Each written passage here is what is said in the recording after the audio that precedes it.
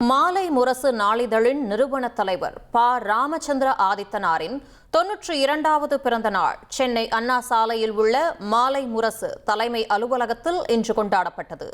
இதையொட்டி அலங்கரிக்கப்பட்ட அவரது திருவுருவப் படத்திற்கு அமைச்சர்கள் வன்னியரசு, விஸ்வநாதன், ராஜேஷ்குமார் ஆகியோர் மாலை அணிவித்து மலர்தூவி மரியாதை செலுத்தினர்.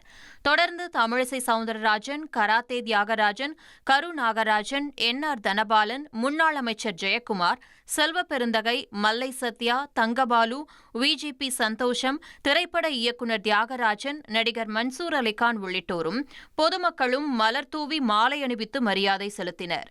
ராமச்சந்திர ஆதித்தனார் தமிழை வளர்த்ததுடன் ஈழத் தமிழர்களுக்காக குரல் கொடுத்ததாகவும் தமிழ்நாடு மெர்கன்டைல் வங்கியை மீட்டெடுப்பதில் முக்கிய பங்காற்றியதாகவும் தலைவர்கள் புகழாரம் சூட்டினர். இனி செல்லும் இடமெல்லாம் செய்தி. தந்தை டிவியின் வாட்ஸ்அப் சேனலை ஃபாலோ பண்ணினா செல்ல இருக்கும் இடமெல்லாம் செய்தி.